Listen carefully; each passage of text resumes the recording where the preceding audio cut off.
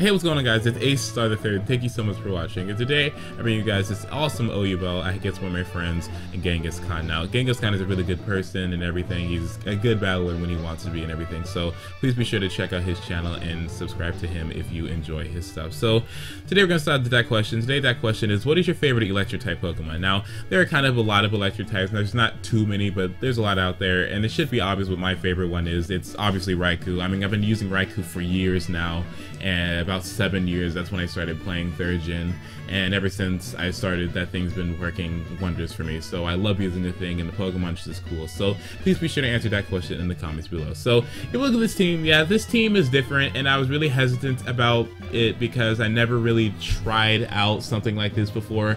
I replaced the Skarmory, which was really a staple in my old team, but I replaced it with a Cloyster because Cloyster has the ability to set up spikes, but it also has Rapid Spin, which my team was lacking before, and because I didn't have Rapid Spin and I was lacking in Pokemon that levitated, it was really detrimental to me when I had other Pokemon on the opposing teams that set up spikes for me. So that's why I brought this thingy, and plus it stops Swampert pretty good and everything. I have the Snorlax, of course. I have the Vaporeon, which is new. It's a wish sub-passing set, so that allows a lot of my Pokemon to set up, and with the wish recovery, it helps Pokemon like Snorlax and Cloyster out very much because they need the health.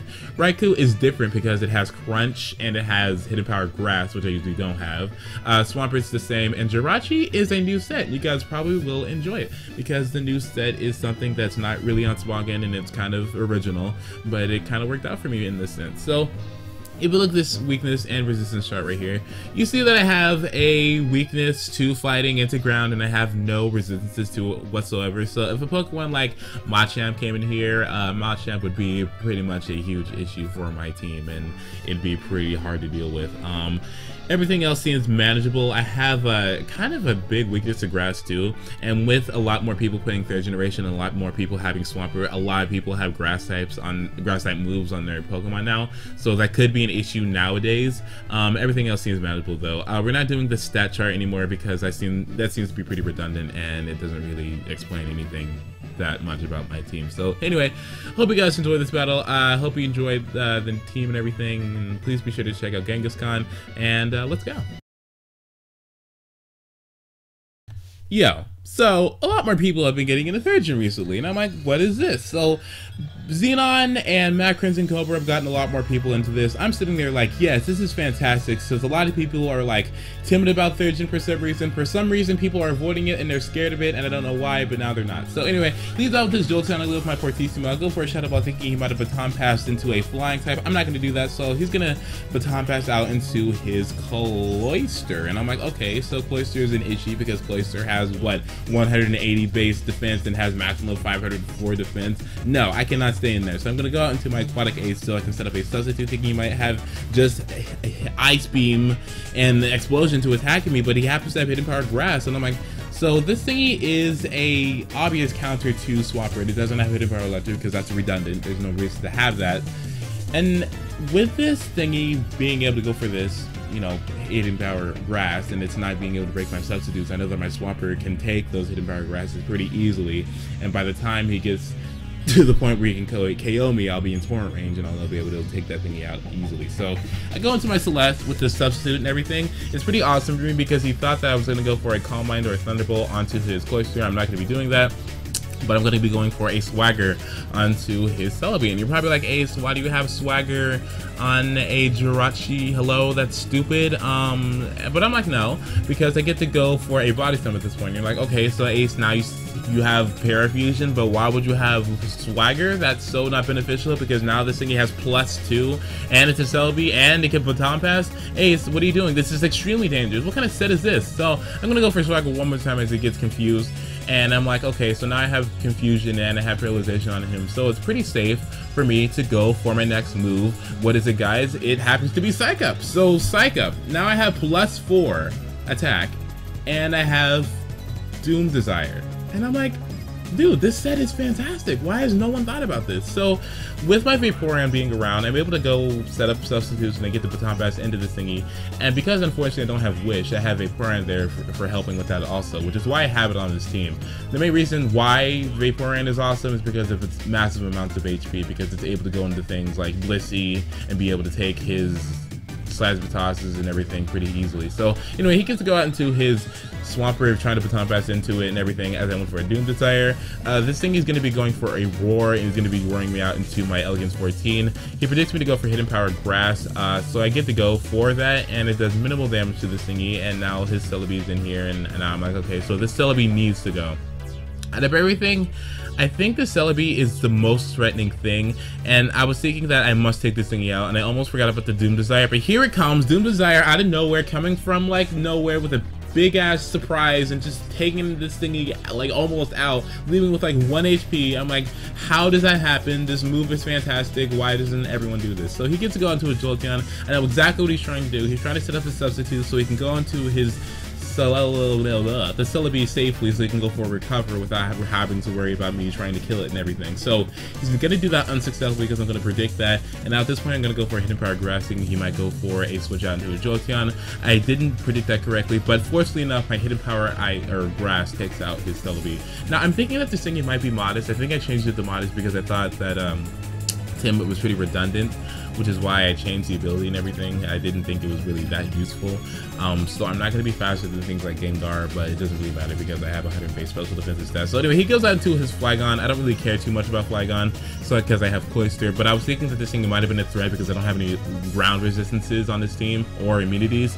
But the fact that he's leftovers means that this thing is a lot less threatening than I thought it was. So he's gonna go for a Earthquake as I go into my Leclerc. I'm thinking everything's okay, but I get to get Giga Drained by this thingy, and I'm like, okay, so this thingy is also a Swampert counter, or it's a Cloyster counter. I'm like, okay, this is ridiculous. How can you allow yourself to go stoop that low to have Giga Drain? Like, what? So he gets to go out into his Metagross as I get to go for an Ice Beam, thinking that, yeah, he's probably going to stay and try to kill me, but I'm not going to allow that to happen. I'd rather him be dead than me having a layer of Spikes up and not being able to switch in and just keeping him there. So he gets to go into his Metagross. I got a crit, unfortunately, it kind of sucks. So I get to go out into my my Buttwort, which is my Swampert.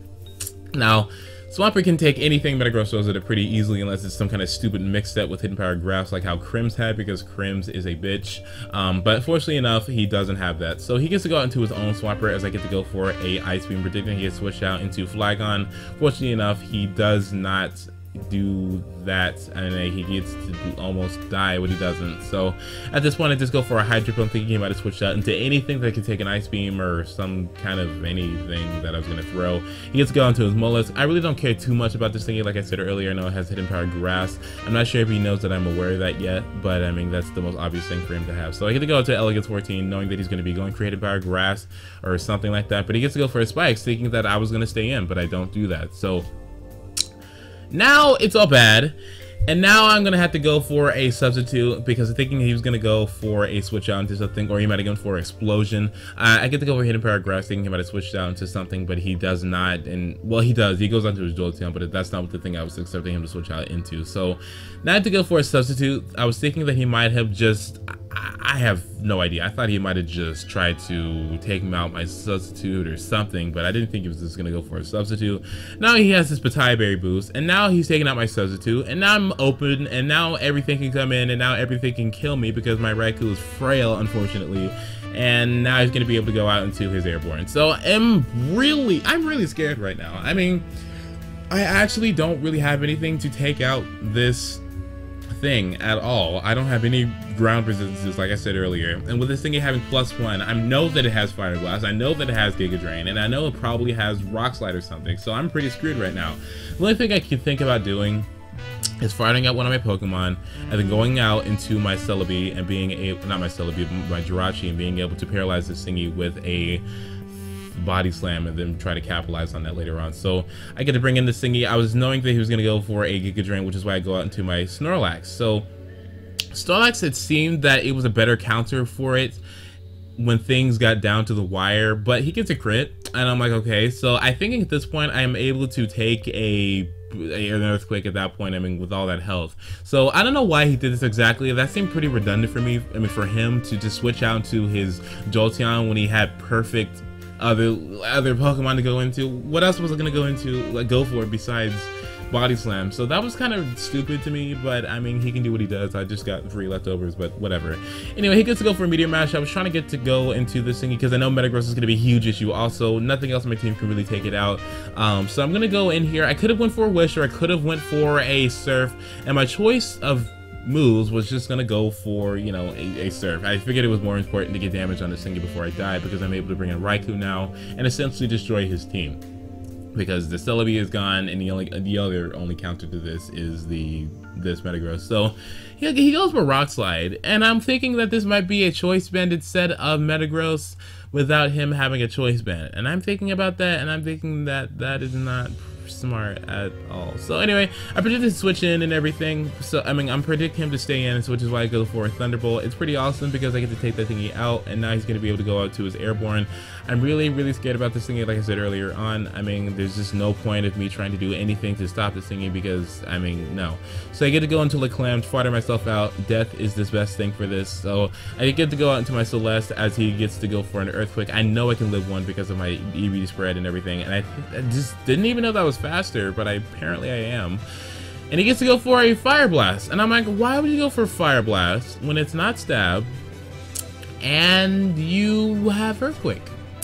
So I'm like, okay, that's good for you, I guess. So I get to go for a Swagger. I was trying to get my little Doom Desire thingy going on, but unfortunately he gets to snap through the confusion, and he gets to go for an Earthquake without, you know, getting paralyzed and everything, and now I'm gonna die. My Celeste is dead, and it sucks a lot, but I guess that's just how it is going to be. So now my Buttware's in here, and I think Buttware is able to take out this thingy with an Ice Beam, so I get to go for an Ice Beam. I do believe I do at this point. I do. So unfortunately his Cloyster's in here, but I know that Cloyster is really not big of an issue right now. I mean, he can go for Hidden Power Grass. I really wouldn't care regardless of what he does do, because I can go into Torrent range and take this thingy out immediately.